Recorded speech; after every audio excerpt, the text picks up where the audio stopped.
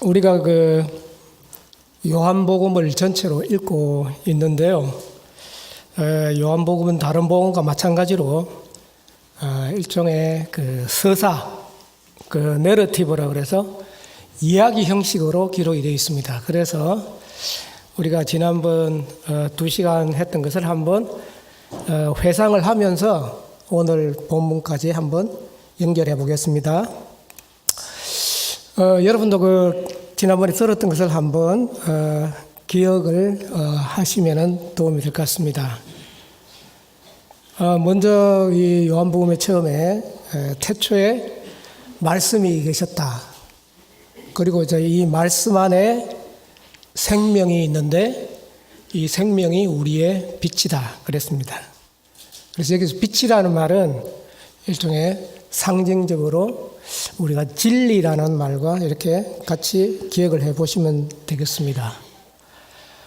그런데 이제 이 말씀이 육신이 되어서 우리 가운데 오셨는데 잘 아시는 대로 예수께서 말씀이시기 때문에 그분은 계속해서 물론 행동도 하시지만은 계속해서 말씀을 하십니다. 그래서 말씀으로 기적을 일으키기도 하시고 말씀으로 또 성전을 청결하게 하시는 말씀을 하시고 또 말씀으로 우리 진리와 또 생명이 담긴 긴 담론을 계속해서 우리에게 말씀을 하십니다. 그래서 이 말씀에 따라서 보면은 예수님의 삶에서 기적이 일어나고 그리고 또 이 말씀을 통해서 우리 삶 속에 깨우침이 생기고 이렇게 새로운 경험을 하게 됩니다. 그런데 이제 이 말씀이 가장 큰 이제 기적을 일으킨 부분은 지난주에 했던 6장에 일어나는 대로 이 오병이어 사건입니다. 예수님께서 이 오병이어 사건을 일으키시고 많은 이제 무리들은 제자들과 무리들은 이 기적으로 인해서 굉장히 감동을 받고 나름대로 흥분을 했습니다. 그런데 이제 요한복음에 오면서 제가 거듭해서 이제 이야기 드리는 것 중에 하나가 요한복음의 좀 독특한 영성 부분은 이렇게 떡을 배부르게 먹고 생선을 배부르게 먹은 이 무리들, 배고픔이 심했던 그 시절에 이런 기적은 그들에게 말할 수 없는 그런 감격이고 기쁨이었습니다.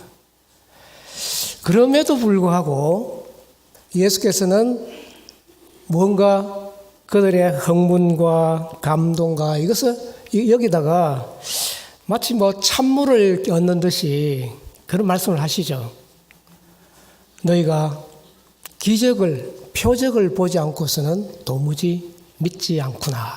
그러시면서 우리가 먹는 떡과 생선에 대한 이야기에다가 덧붙여 그분은 생명의 떡을 이야기를 하셨어요. 생명의 떡. 그래서 우리가 이 생명의 떡은 먹고 마시는 우리가 음식에다가 그것을 넘어서 이것은 말씀이라 이렇게 우리가 생각해 볼 수 있습니다. 왜냐하면 이 말씀 속에는 생명과 진리가 있기 때문입니다. 그래서 이 오병이어 기적과 그리고 생명의 떡 담론을 길게 하시고 난 뒤에 이 진리의 빛에 비추어서 우리에게 가르쳐 주시는 귀중한 교훈이 죄에 관한 문제입니다. 죄. 그래서 유대인들과 계속 논쟁을 벌이는 중요한 주제가 아직까지도 우리가 유대교와 우리가 논쟁을 벌이는 중요한 주제가 죄에 관한 문제입니다. 죄가 무엇이냐. 그래서 죄를 거부하는 유대인들과 논쟁을 하시다가 이 죄의 본질이 무엇인 것을 우리에게 제자들에게 가르쳐 주시고 그 다음에 이제 9장에 가면은 눈먼 날 때부터 소경된 사람을 고치시고, 그리고 이제 여기 9장에서 이야기는 이 소경이 앞에 5장에서 보는 38년 된 병자와는 달리 이렇게 박해를 받음에도 불구하고 끝까지 믿음을 지키는 모습을 상세하게 그려놓고 있습니다. 아마 이 장은 우리로 하여금 참된 믿음을 가지는 제자가 어떤 사람이 되어야 되는가 하는 것을 가르쳐주고 있습니다. 그러니까 박해가 있다 할지라도 끝끝내 그 믿음을 지키고 예수님을 주님으로 고백하는 믿음, 이것을 이제 9장에서 말씀을 하시고, 아마 이 소경이 그런 박해를 견디면서까지 주님을 따르는 모습, 이것은 그 뒤에 나오는 10장의 이야기는 선한 목자의 비유입니다. 선한 목자의 비유에서 예수께서는 양들에 대해서 이야기를 하시는데, 아마 9장과 연결해 보면은 가장 대표적인 모범적인 양이 그 소경, 그리고 나음을 잊고 끝까지 믿음을 지키는, 아마 이 소경을 두고 하는 이야기 아닐까 싶습니다. 어쨌든 이 양들의 이야기를 하시면서 만약에 그 소경처럼 자기 자신을 위해서 그렇게 박해를 견디는 그런 양에 대해서 예수께서는 한 걸음 더 나가서 이런 말씀을 하십니다. 내가 그 양들을 위해서 내 목숨을 바치겠다. 목숨을 바치겠다. 그래서 이제 10장에 들어오면 선한 목자 비유가 있는데, 선한 목자는 결국 양을 위해서, 양들을 위해서 자신의 목숨을 바치는 목자입니다. 그래서 이 10장에 들어오면 예수님은 죽음에 대한 이야기를 서서히 하기 시작합니다. 물론 그 앞에도 하셨지만은, 그래서 우리는 10장에 들어오면서 점차 예수님 곁으로 다가오는 이런 죽음의 그늘, 이것을 영적인 눈을 가진 사람들은 이제 깨닫기 시작합니다. 그런데 이제 그 예수님의 사역에서 놀라운 것은 예수님이 죽음을 이야기하시지만은 항상 이 죽음은 부활과 연결이 되어 있어요. 그래서 예수께서는 내가 목숨을 버릴 그런 권세도 있고 목숨을 다시 찾을 권세도 있다. 이랬으면서 부활의 말씀을 하시는데, 그 부활이 바로 11장에 나오는 나사로의 부활입니다. 그래서 10장에서 11장으로 넘어가면서 부활에 대한 이야기를 하시는데, 물론 이제 그 나사로의 부활은 예수님이나 우리가 있게 될 부활과 전적으로 같은 건 아니죠. 왜냐하면 나사로는 살았다가 다시 또 죽었으니까, 그죠? 어쨌든 그러나 부활에 대한 이야기를 하시고, 그 다음에 이제 예루살렘 쪽으로 최후로 올라오십니다. 그러면서 12장에 들어오면은 마리아가, 나사로의 노인 마리아가 예수님께 향유를 붓는 사건이 있는데, 이제 그 사건을 예수님은 자신의 장례를 준비하는 것으로 그렇게 해석을 하고 있습니다. 그래서 우리가 여기서 보면 이제 점차 예수님의 죽음이 가까이 오고 있는, 그리고 예루살렘으로 갈수록 예수님은 그 죽음을 예감을 하고 있습니다. 그러면서 이제 12장에 예루살렘으로 올라오셔서 종려주일에 백성들을 환호를 받으시면서 그리고 이제 남은 시간을 그 백성들을 진리를 계속해서 가르치고 있습니다. 나는 세상의 빛이다. 그러시면서 가르치고 있는데요. 이렇게 이제 그 예루살렘에서 이 백성들을, 무리들을 가르치시고 난 뒤에 그 다음에 이제 13장으로 들어옵니다. 오늘 우리가 할 부분이 11장에서 15장까지인데요. 이제 13장은 13, 14, 15, 16 그리고 17까지 해서 5장을 우리가 고별담론이라고 그렇게 부릅니다. 고별담론. 아마 근데 이 고별담론이 일어난 사건은, 이 시간적으로 말하면 이 사건은 예수님이 마지막 그 다음 날에 십자가를 지시게 되는 목요일 저녁입니다. 우리가 이제 기념하는 것은 세족 목요일 하면서 이제 기념하는 목요일 저녁인데, 이 목요일 저녁에 예수께서 하신 일이 시간적으로 따져보면은 12시간도 안 넘는 이 시간인데, 이때 하신 일들이 요한복음에는 몇 장에 걸쳐서 기록이 되어 있냐면은 5장에 걸쳐서 기록이 되어 있어요. 요한복음 전체 21장 중에서 불과 몇 시간밖에 안 되는 목요일 저녁에 일어난 일들을 기록한 이 장이 5장에 해당합니다. 4분의 1에 해당합니다. 요한이 이 목요일 저녁에 일어난 이 일을 이렇게 상세하게 기록을 한 데는 이 고별 담론이 그만큼 예수님의 생애에서, 제자들의 삶에서, 그리고 오늘 제자들을 통해서 우리들에게 주시는 이러한 교훈이 얼마나 중요한가 하는 것을 여기서 말하고 있습니다. 그래서 오늘 이제 고별 담론에서 이 중요한 주제들을 다루고 있는데, 여기서 이제 4가지만 간단하게 요약을 하겠습니다. 첫째는 보면은 이제 우리가 세족 목요일이라고 해서 예수께서 13장에 보면은 제자들을 사랑하시되 끝까지 사랑하셨다 이렇게 하면서 그 사랑이라는 단어가 나오는데, 이 사랑이라는 단어, 오늘날 우리 시대에 사랑만큼 흔한 단어도 없죠, 그죠? 사랑만큼 흔한 단어. 그런데 이 사랑이라는 단어의 그 내용을, 그 실체를 이 세족식을 통해서 가르쳐 주고 있습니다. 우리의 사랑은 어떤 사랑인가? 우리가 말하는, 예수님이 말씀하시는 사랑은 어떤 사랑인가? 아마 세족식의 이야기는 여러분이 다 잘 아시기 때문에 상세히 설명이 필요 없겠죠. 그런데 그 예수님 시대에 그 발을 씻긴다는 거, 아마 우리도 그 주일학교나 또 청년부 올라가면 세족식을 가끔 하는데요.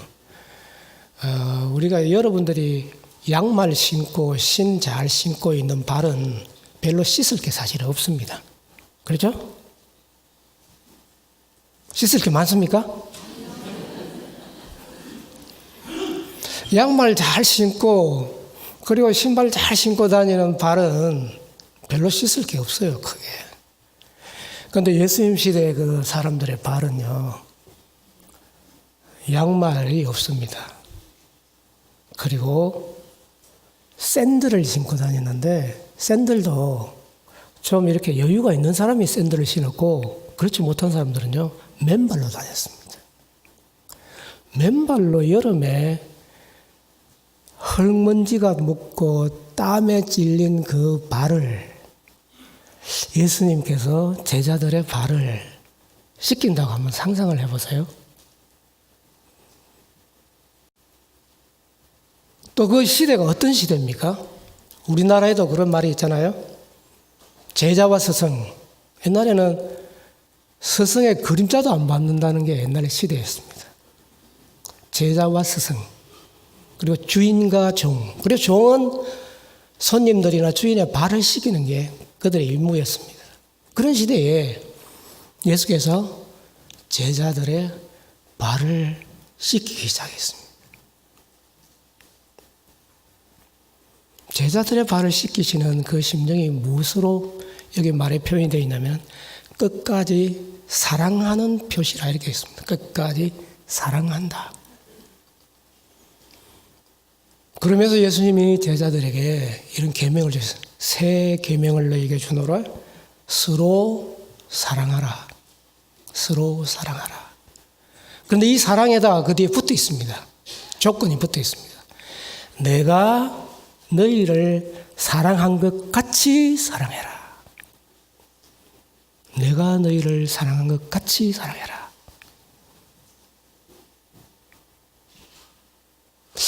그런데 그렇게 사랑하는 것은 정말 쉽지가 않은 것 같아요. 그냥 우리가 좋아서 사랑하고 마음에 들어서 사랑하는 건 쉽지만은, 예수님이 제자들을 사랑한 것처럼 그렇게 사랑하는 것은 정말 쉽지 않을 것 같아요. 그리고 예수님의 이 행위는 오늘 우리말로 하면은 완전히 신분 파괴라고 할까요? 신분을 뛰어넘는 일이에요. 주인이 종의 발을 씻긴다. 주인이 종의 발을 씻긴다. 우리는 사실 살아가면서 우리가 가지고 있는 알량한 자존심 때문에 우리보다 조금 서열이 낮거나 조금 못하거나 하는 사람은 정말 섬기기 어렵습니다. 솔직히 속에서 막 올라옵니다. 그렇죠? 섬기려면. 주인이 종의 발을 씻기고 스승이 제자의 발을 씻긴다. 그렇게 사랑해라. 아마 예수님이 이러한 가르침을 그들에게 주신 의도는 오늘 우리 시대, 2000년이 지난 우리 시대도 사실 그게 어렵습니다. 어려운데 예수님이 꿈꾸고 있었던 또 제자들을 통해서 이루고자 하던 그러한 공동체는 권력, 힘이나 돈이나 지식, 명예 이것을 가지고 서열을 따지는 그리고 그것을 가지고 지배하고 그것을 가지고 복종하는 그런 공동체가 아니라 온전히 마음속에 서로를 사랑하고 섬기고 서로를 위해주고 서로의 아픔을 격려해주는 그런 공동체를 예수님이 원하셨습니다. 그것이 오늘 우리가 몸담고 있는 이 교회의 가장 완전한 형태라 그렇게 볼 수 있겠죠. 우리가 몸담고 있는 교회. 지위가 있고 재산이 있고 돈이 있고 지식이 있고 그러면 우리는 섬기는 것이 어려워집니다. 그런데 예수님이 오늘 우리에게 가르쳐 주시는 새 계명은 그런 것들을 모두 뛰어넘어서 서로 진실한 마음으로 사랑하고 이해하고 서로를 격려해 주는 공동체. 아마 그것을 마지막 고별 담아 내일이면 십자가에 달리시는 고통이 있는 그런 곳에서 시간에 제자들에게 당부를 하신 내용입니다. 이 새 계명을 주시고 난 후에 예수님은 제자들에게 끊임없이 이렇게 말씀하십니다. 염려하지 마라, 두려워하지 마라, 걱정하지 마라. 예수님이 3년 동안 제자들과 같이 계시다가 내일이면 그들을 떠난다. 그래서 이 고별 담론은 일종의 예수님의 유언입니다. 유언 담론. 만약 우리가 그때 그 상황을 좀 더 리얼하게 그렇게 우리가 좀 느끼려고 하면 사실 여기 계신 우리나 저나 내일 우리가 목숨이 다한다. 그런 체험을 해보신 분은 별로 없을 것 같아요. 그러나 예수님은 내일 십자가를 지신다고 하실 때 제자들을 걱정했습니다. 염려했습니다. 그리고 두려워하는 제자들을 보고 계속해서 위로를 하십니다. 두려워하지 말고 염려하지 말고 근심하지 마라.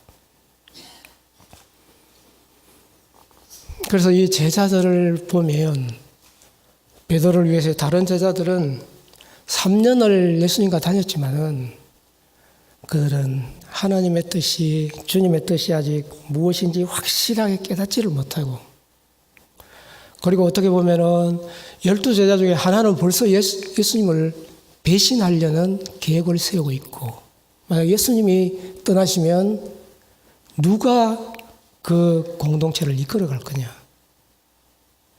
다 뿔뿔이 흩어지지 않겠느냐? 염려가 되셨죠. 그래서 예수님이 3가지를 이야기하셨습니다. 이 3가지가 중요한 겁니다. 제자들을 위로하고 격려하면서 3가지를 이야기해요. 첫째는 예수께서 내가 죽지만은 다시 너희들을 볼 것이다. 부활을 말합니다. 내가 너희를 떠나가지만은 다시 너희를 볼 것이다. 부활을 말합니다. 부활에 대해서는 우리가 잘 아시니까. 그 다음에 2번째가 이제 오늘 좀 이야기를 하고 싶은 성령을 보내주신다는 거예요. 보혜사 성령. 그런데 이 보혜사 성령이라는 이 보혜사 성령에 대해서는 우리가 교회에서 생각보다는 많은 분들이 잘 모르시는 것 같아요. 일단 말 자체가, 보혜사라는 말 자체가 우리에겐 좀 어색합니다. 보혜사가 뭡니까? 여기 성령이라는 말 말고 보혜사라는 말이 있습니까? 보혜? 보혜하니까 뭐 절의 중이름 같죠? 보혜사. 그래서 이 번역이 참 좀 어려운 단어입니다. 그래서 이 헬라 원어가 파라클레토스란 말인데, 파라클레토스란 말을 우리말로 정확하게 번역하기가 참 어려웠어요. 그래서 보혜사라 이렇게 애매모호하게 번역을 해놨는데, 그 뜻을 보면은, 영어 번역을 보면은 이제 comforter, 위로자, 그리고 counselor, 상담자, 그리고 advocate, 대언자, 그리고 helper, 도우는 자. 다시 말하죠. 보혜사라는 의미를 위로자, 그리고 상담자, 그리고 대언자, 그리고 도우미. 이렇게 번역을 해놨어요. 그래서 우리에게 오시는 성령님은 그 하시는 일이 위로, 상담, 그리고 우리를 대신해서 말씀하시고, 그리고 우리를 도우시는 분이다. 이분이 성령이시다. 그런데 하나 똑같이 이제 또 어려운 문제는, 예수님이 이 말씀을 하시면서 우리가 복음 14장 16절을 한번 같이 한번 읽어볼까요? 14장 16절. 내가 아버지께 구하겠으니 그가 또 다른 보혜사를 너희에게 주사 영원토록 너희와 함께 있게 하리니. 예. 여기 이 문장을 보면은 또 다른 보혜사 이렇게 되어 있습니다. Another, 또 다른 보혜사. 이 말은 그러면 보혜사가 있고 또 다른 보혜사가 있다는데, 그 처음에 그러면 보혜사가 또 한 분 계셨다는 말이에요. 그럼 다른 보혜사는 처음에 계신 보혜사는 누구십니까? 또 다른 보혜사. 그러니까 성령님은 또 다른 보혜사예요. 그러면 그 다른 보혜사 말고 또 처음에 있었던 보혜사는 누구십니까? 예, 그분이 바로 또 예수님입니다. 그러니까 여기서 이제 우리가 조금 혼돈이 생기죠? 보혜사 그러면 우리는 일반적으로 성령님만 이야기하시지만은 예수님도 보혜사다. 이해가 되십니까?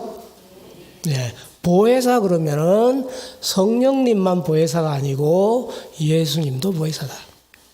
그 본문이 어디 있냐면은 요한일서 2장에 있습니다. 우리에게 거기는 어떻게 번역되어 있냐면은 대언자가 있으니 곧 예수 그리스도시다. 이렇게 되어 있는데, 대언자가 있으니 예수 그리스도시다. 근데 그 대언자라는 말을 번역을 해놨는데, 그 대언자의 원어가 파라클레토스. 아까 우리가 말한 대로 상담자, 위로자, 대언자. 똑같은 용어입니다. 그러니까 예수님도 대언자인데 우와 같이 보혜사다 이거죠. 이건 뭘 의미하느냐면은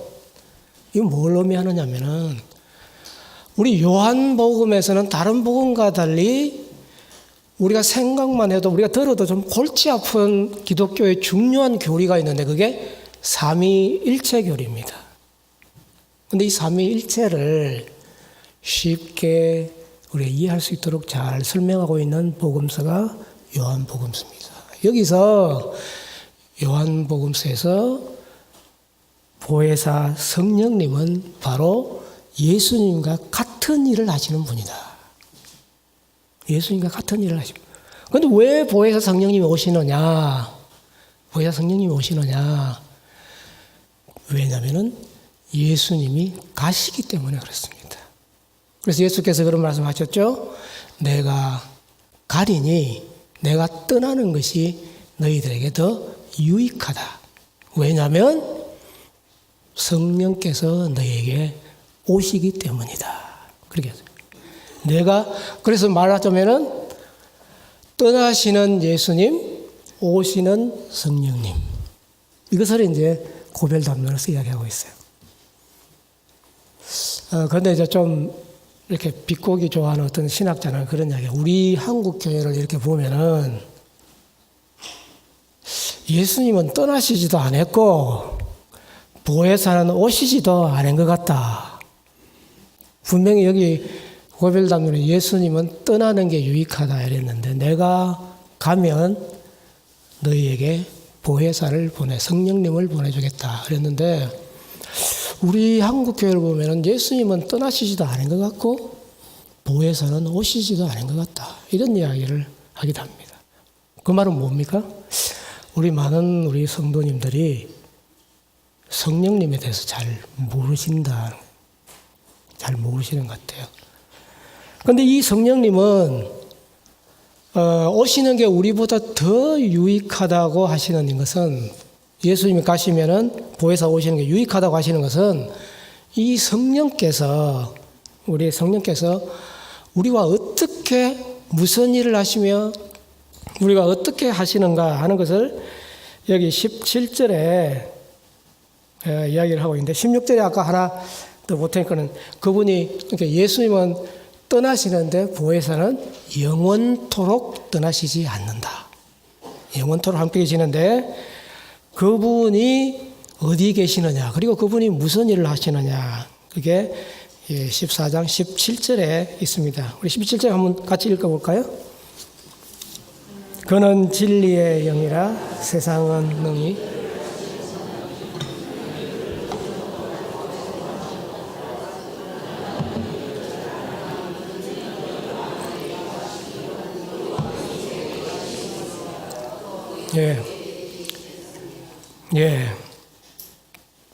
보혜사가 어디 계신다고 그랬습니까?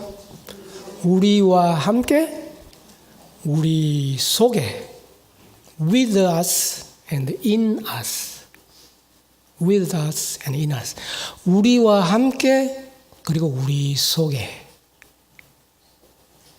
그리고 어떻게 보면 보혜사 성령께서 거하시는 이런 형태는 예수님이 거하시는 것보다 더 직접적이고 밀접한 것 같아요. 우리 속에 가신다. 우리 속에, 우리와 함께. 그래서 보통 이 성령님이라고 하면은 오늘 이 본문이 굉장히 중요한 이유는 성령님 그러면은 우리는 일반적으로 어떻게 말을 합니까? 성령, 그 다음에 뭡니까? 충만. 이렇게 이야기하죠? 성령 충만. 성령이 아니라 풀로 우리 속에 가득한 거. 저는 그걸 들으면은 마치 풍선 속에 공기가 가득 들어있는 것처럼. 성령님의 능력과 지혜와 기쁨이 우리 속에 가득 들어있는 거. 풀. 그래서 fill that. 그러니까 완전히 채워주셨다. 그래서 충만이라는 말을 씁니다. 성령을 받아라. 성령 충만함을 받아라. 그래서 이 성령님에 대해서 이렇게 우리 속에 가득 차는 뭔가 에너지와 힘과 기쁨과 능력 이런 측면이 분명히 있어요. 그런데 오늘 이제 본문을 보면 우리 교회에서 우리가 잘 모르는 부분은 성령님은 그런 부분이 있지만은 오늘 본문을 보면 성령님은 너희와 함께 계시고 너희 속에 계시는데 성령께서 우리와 가깝게 지낸다. 그래서 이것을 뭘로 표현하면 성령님의 우리와 교제, 코이노니아, 교제, 교통, 성령님의 교통하심이 삼위일체에서 축도할 때 교통하심, 교제하심, 코이노니아. 그래서 여기서 이 본문을 보면은 성령님은 우리 속에 지혜와 믿음과 기쁨을 충만하게 주시지만은 성령님은 인격적인 분으로서 성령께서는 우리 속에 함께 하시는 분, 우리와 친밀하게 계시는 분, 교제하시는 분. 그래서 여러분이 오늘 이 시간부터 성령 하면은 충만만 가지 말고 또 뭘 하라고요? 성령 하면은 친밀. 같이 한번 해볼까요? 성령 친밀. 좀 친밀한 느낌 들죠? 성령 충만뿐만 아니라 성령께서는 우리와 친밀하신 분입니다. 가까이 계십니다. 우리 속에. 자, 성령께서 우리 속에 계셔가지고 오늘 우리에게 뭘 하시느냐? 성령께서 뭘 하시느냐? 아까 제가 성령은 또 다른 보혜사라고 했는데 성령께서 하시는 일은 가시는 예수님과 오시는 성령님은 예수님이 하시는 일을 승계받아가지고 같은 일을 하세요. 성령께서는 능력을 주셔가지고 치유도 하시고 또 기적도 일으키시고 성령께서 하세요. 근데 우리 한국 교회에서 그동안에 이 오순절 교회, 순복음 교회가 팽창하는 바람에 성령 하면은 이렇게 무언가 은사를 주시고 방언을 하시고 무언가 귀신을 쫓아내시고 이런 측면이 굉장히 많이 우리에게 부각이 되어 있는데 성령께서는 물론 그런 일을 하십니다. 하시는데 그보다 더 중요한 일을 하신다는 것을 우리가 그것을 잘 알지를 못해요. 더 중요한 일. 예수님의 사역을 보시면 알아요. 예수님께서 귀신도 쫓아내고 기적도 행하시지만은 예수님이 하셨던 가장 핵심적인 일은 뭡니까? 하나님의 진리를 선포하고 가르치는 일을 하셨습니다. 선포하고 가르치는 일. 하나님의 진리를 선포하고 그래서 성령께서도 물론 기적도 일으키고 귀신도 방언도 하고 다 하지만은 가장 중요한 일은 하나님의 진리를 가르치는 일을 하십니다. 내가 오늘 본문입니다. 오늘 본문 26절에 그랬죠? 보혜사 곧 아버지께서 내 이름으로 보내실 성령께가 너희에게 모든 것을 가르치고 그리고 내가 너에게 말한 모든 것을 생각나게 하리라. 가르치시는 성령. 성령님은 방언, 치유 이걸 하십니다. 그러나 더 중요하신 일은 진리를 가르치시는 분입니다. 예수님이 하신 말씀을 생각나게 하시는 분입니다. 제가 이제 오늘 이 말씀에 포인트를 두는 이유는 이제까지 우리가 했던 중요한 영성 수련 중에서 중요한 게 뭐라고 그랬습니까? 말씀을 어떻게 하자고요?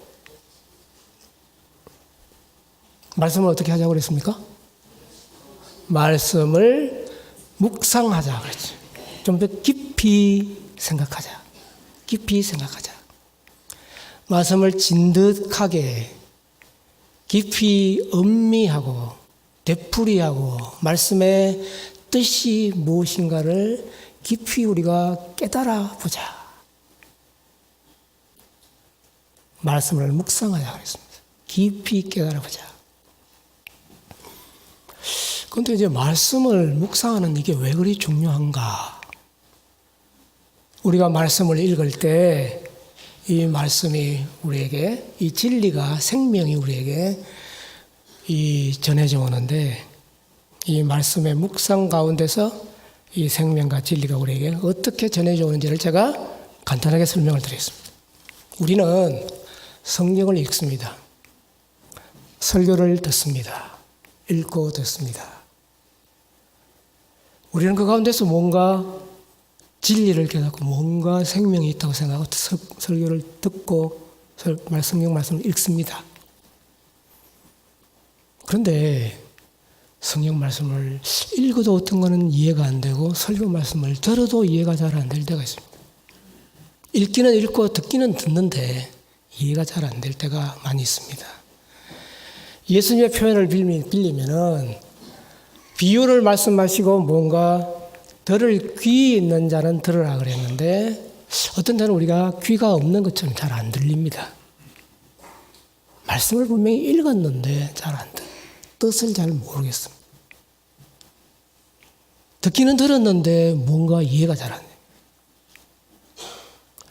저는 어떤 분들이 보면은 성경을 읽기는 읽는데 그분은 그냥 잠이 안 오다가도 성경을 읽으면 잠이 싹 온다 그래요.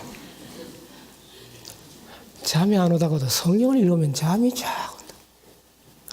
머리 아픈 것보다는 낫죠, 그죠? 잠이 오는 게. 성경 말씀 읽으면 잠이 싹 이해가 잘 안 되는 부분. 아니면 이해가 되었다고 하더라도 금방 그 말씀을 잊어버립니다. 지나가 버립니다. 왜 그럴까요? 왜 그럴까요? 말씀이 금방 잊어버리고 지나가 버리고 금방 그 말씀이 잘 이해가 안 되면 그 말씀은 절대로 우리 삶을 변화시키지 못합니다. 무슨 말씀인지 아시겠습니까? 그 말씀은 절대로 그 속에서 우리가 생명과 진리 그리고 우리 삶을 변화시키지를 못합니다. 말씀을 읽고 지나갑니다. 기억이 되지 않습니다. 어제 들었던 거 기억이 안 됩니다.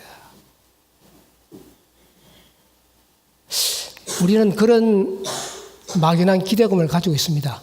듣고 또 듣고 듣고 또 듣고 잊어버리고 듣고 또 듣고 콩나물 시루에 물만 주면 물이 자꾸 빠져도 콩나물은 큰다 하면서 저래 듣고 또 듣고 이렇게 하면은 언젠가는 깨달아지지 않겠느냐. 그게 맞는 분들도 있어요. 맞는 분들도 있는데 오늘 저는 이제 이 성령님 이야기 하면서 왜 우리가 성령 말씀이 우리에게 깊이 와닿지 못하느냐, 변화가 잘 안 되느냐. 오늘 우리 한국교회의 큰 주제가 성숙입니다. 변화입니다. 삶이 변해야 된다. 성숙해야 된다. 뭔가 깨달음이 있어가지고 기쁨이 있어야 되고 능력이 있어야 된다. 우리 모두가 그걸 원합니다. 교회 경력이 오래되는 거, 직분이 올라가는 것보다 말씀 속에 있는 생명과 진리를 깨달아서 기쁨이 있고 능력이 있고 그 속에서 우리가 영원한 소망이 점점 새로워져야 됩니다. 그것을 우리는 어떻게 읽어야 되느냐. 묵상을 이렇게 이야기합니다. 칼빈의 유명한 우리 장로교의 원조 칼빈은 개혁교회 칼빈은 이렇게 이야기합니다. 우리가 성경을 읽을 때 많은 사람들이 성경을 자신의 지식, 성경 지식이든 세상적인 지식, 그리고 신앙 경험, 그리고 뭔가 판단, 추측, 그리고 어떤 기대, 이걸 가지고 우리가 성경을 읽는다. 다시 말합니다. 우리가 성경을 읽을 때 보통 우리는 우리가 가지고 있는 지식, 성경 지식이나 세상 지식이나 경험, 그리고 판단, 우리의 추측이나 그런 기대감을 가지고 읽는다. 그런데 성경을 이렇게 읽으면 그 말씀은 우리가 이해한 것 같은데 깨달은 것 같은데 금방 지나간다는 겁니다. 많은 것을 우리가 아는 것 같은데 삶에서 변화가 일어나지 않는다. 그러면서 이 칼빈은 성경에 능력 있고 기쁨 있고 참 소망을 주는 성경 말씀의 참된 그 의미는 성령의 내적 조명이 없으면 결코 우리가 깨달을 수 없다. 이게 이제 좀 신학적인 용어인데 성령의 내적인 조명, 조명이란 거 다 아시죠? 이렇게 비춰주는 성령께서 우리 내면을 말씀을 이렇게 비춰주지 않고서는 그 말씀의 참된 의미를 우리가 깨달아 알 수가 없다. 이렇게 얘기했습니다. 참된 의미를 깨달아 알 수 없다. 조명한다. 이거 이제 저희들이 묵상을 강조하는 오늘 본문 내용인데 성령께서 우리에게 조명한다. 신학적으로 그렇게 얘기했는데 오늘 본문은 성령께서 우리를 가르치신다. 성령께서 우리를 가르치신다. 우리의 지식과 경험이 우리를 가르치는 게 아니고 성경 말씀을 해석하는 게 아니고 성령께서 우리를 가르치시고 모든 것을 기억나게 하시면 바로 성령께서 그 말씀을 쓰셨기 때문에 성령께서 성령 저자를 감동시켜서 기록하셨기 때문에 성령께서 우리를 감동시켜서 가르쳐 주시면 원래의 참된 의미를 발견할 수가 있다. 찾을 수가 있다. 이 참된 의미를 찾았을 때 우리 삶 속에는 놀랄 만한 변화가 일어납니다. 능력이 생깁니다. 우리 교회사상 이런 경험을 한 분들이 수도 없이 많은데, 대표적으로 루터라든지 종교계 했던 분. 로마서 1장 17절 한 절이 그 마음속에 조명이 됐을 때, 루터가 종교계 갈 수 있는 놀라운 용기를 얻었습니다. 로마서 1장 17절 한 절. 우리 각자에게 성령께서 조명을 해주시면 우리 삶이 변화가 됩니다. 우리가 기대하는 신앙의 성숙, 말씀의 능력, 모든 것이 성령께서 우리 속에 조명을 해주신다. 그래서 여러분이 제가 이제 영성훈련에서 말씀을 깊이 묵상하는 훈련을 하자는 것은 성령께서 우리에게 오셔서 조명해 줄 수 있는 시간적 여유를 좀 주시자. 성령이 조명해 주신다. 성령께서 조명해 주시는 여유. 금방 읽고, 퍼뜩 읽고, 조급하게 읽고, 형식적으로 읽고, 표면적으로 읽고, 쉽게 읽으면 성령께서 우리에게 조명할 시간이 없습니다. 말씀을 묵상하십니다. 묵상하셔야 돼요. 성령께서 오셔서 조명하십시오. 그러면 우리 조명을 하면 불이 비치는 거잖아요. 그러면 말씀이 마치, 이거는 제가 좀 이렇게 하나의 은유로 이렇게 하는데, 말씀이 마치 우리 마음에 샛별같이 이렇게 떠오르게 됩니다. 말씀이 샛별같이 떠오른다. 말씀이 우리 마음속에 뭔가 깊이 느껴집니다. 체험이 됩니다. 아마 그것이 아마 우리 삶을 바뀌어주시는 능력이 된다 싶습니다. 성경에서는 이렇게 체험된 말씀, 조명해 주신 말씀을 야고보서에서는 뭐라고 그러냐면은, 야고보서에서는 마음에 심겨진 말씀, 이렇게 합니다. 마음에 심겨졌다. 심어졌다. 말씀이. 떠나가는 게 아니라 심어졌다. 그 마음에 심어진 말씀은 우리 영혼을 능히 구원한다. 야고보서 1장에 이렇게 했어요. 그리고 바울은 그 말씀은, 하나님의 말씀이, 성령이 쓰시는 말씀은 돌판이나 종이판에 쓰는 게 아니라 우리의 마음판에 기록하신다. 마음판에 기록하신다. 조명이 된다. 마음판에 기록. 마음이 심어진다. 그런데 그것을 예수님은 또 어떻게 표현하신지 아십니까? 예수님은 내 말이 너희 속에 거한다는 표현을 하고 있습니다. 거한다는 말은 거주한다, 산다는 말입니다. 내 말이 너희 속에 살면, 내 말이 너희 속에 살면, 살 공간이 있으면, 너희 속에 내 말이 살면은, 거하면 너희가 내 제자가 되고 진리를 알지니 진리가 너희를 자유케 하리라. 내 말이 너희 속에 거하면, 살면. 그러니까 우리가 다 한번 요약해보죠. 말씀이 조명된다. 말씀이 심긴다. 마음판에 박힌다. 말씀이 내 속에 거한다. 산다. 이런 상태. 말씀이 내 속에 거하고 말씀이 샛별같이 내 속에 떠오르면 그 말씀을 우리는 붙잡아야 됩니다. 그 말씀을 붙잡아야 됩니다. 기억해야 됩니다. 여기서 암송이 굉장히 중요합니다. 암송하셔야 됩니다. 내 마음속에 뜨겁게 붙잡혀지는 말씀. 엠마오로 가는 제자들에게 예수님이 성경을 풀어줬을 때 그 마음이 어떻게 됐다? 마음이 뜨거워졌다 그랬습니다. 그 말씀을 붙들어야 돼요. 그 말씀을 붙드는 것이 뭐냐면은 암송입니다. 계속 암송을 해야 돼요. 오늘 우리 영성 수련에서 우리가 굉장히 부족한 게 뭐냐면 듣고 쉽게 지나가기 때문에 묵상이 부족한 것처럼 묵상에서 우리 속에 떠오르는 쓰는 말씀을 우리가 기억하지를 못해요. 암송을 해야 됩니다. 말씀을 암송해야 됩니다. 내 속에 심겨진 말씀을 암송하면 놀라게도 그 말씀은 여러분의 삶을 변화시킬 뿐만 아니라 여러분이 그렇게 갈급해 하는 영혼의 그러한 갈급함을 풀어주고, 그리고 여러분이 흐릿하게 추상적으로 보이는 소망이 여러분 삶 속에서 새로워집니다. 새로워집니다. 여기 특히 또 나이 드신 분들도 많은데요. 말씀을 시간 있을 때마다 암송을 하시면 그 말씀이 나이 드셔서 오는 여러 가지 육신의 고통, 마음의 외로움, 소외감, 그 모든 것에서부터 여러분들을 붙잡아 주십니다.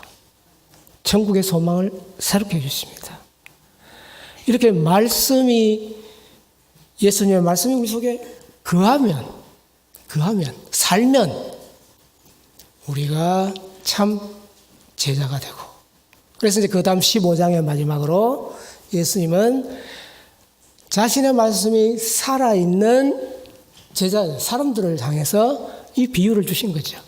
나는 뭐예요? 포도나무요. 너희는 가지라.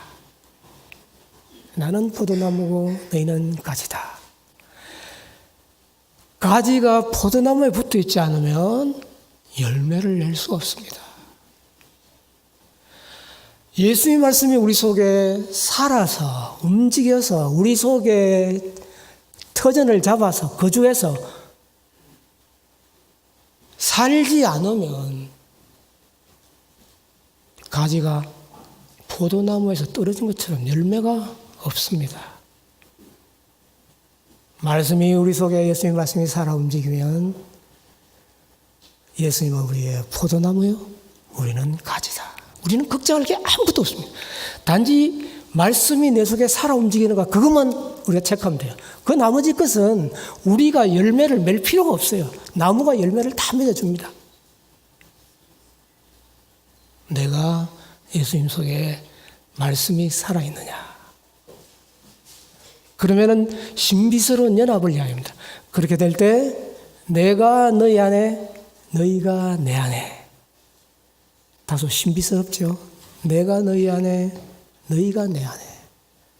그하면서 많은 열매를 맺는다 그랬습니다. 예수님의 말씀이 우리 속에 거하면 우리가 참 제자가 되고, 그 제자가 모인 것이 바로 공동체로 신분이나 지식이나 돈이나 권력이 아니라 오직 사랑으로서 서로 종로를 할 수 있는 공동체, 그것이 바로 우리가 바라는 교회입니다. 그러나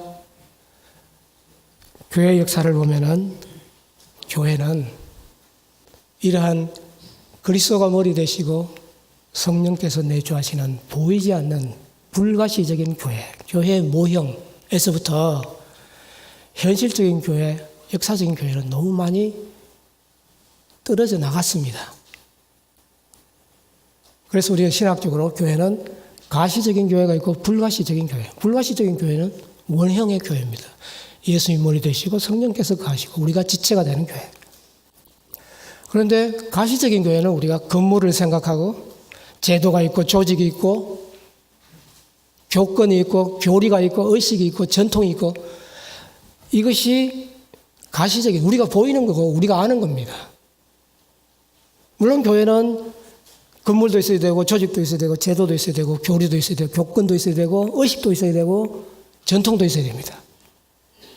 그러나 그것이 교회의 원형은 아닙니다. 우리 담임 목사님이 참 좋은 말씀, 교회 너무 믿지 마라. 그럴 때 무슨 교회를 믿지 마라고요? 이런 교회는 너무 믿으면 안 됩니다. 교리, 교권, 조직, 제도, 의식은 역사적으로 보면, 교회사를 보면 끊임없이 이것이 세속화되고 변형이 됩니다. 우리가 찾는 교회는 불가시적인 교회, 그리스도께서 머리 되시고 성령께서 거주하시면서 정말 우리 속에 참된 사랑으로 서로가 봉사할 수 있는 교회, 이 교회가 원래의 교회입니다. 그래서 우리 개혁교회, 종교개혁의 선구자들은 교회는 항상 개혁되어야 된다. 보이는 교회는 항상 보이지 않는 그 교회를 자꾸 떠나고 싶어 합니다. 우리는 요한복음 영성에서 중요한 주제입니다. 우리는 항상 보이는 것에 집착하다 보니까 말씀 속에 있는 진리와 생명보다는 기적을 찾고 생명의 떡보다는 그냥 매일 먹는 떡, 음식을 찾고 교회도 보이는 교회에 집착하고 보이지 않는 원래 우리에게 주시는 그리스도의 그리고 성령님이 함께 하시는 그 교회를 떠나면 우리 교회가 원래 모습을 잃어버리게 쉽다. 오늘 그리고 본문 결론을 맺습니다. 예수님이 떠나가시면서 유언으로 제자들을 보고 염려하시고 두려워하시면서 위로하셨습니다. 그 위로는 내가 다시 온다. 부활을 돼. 그리고 보혜사 성령이 오신다. 그리고 내 말에 거하면 참된 교회가 생긴다. 그것을 믿고 그것을 통해서 여러분이 박해와 고통을 이겨나가는 그런 여러분 성도들이 되시기를 기원합니다. 기도하겠습니다.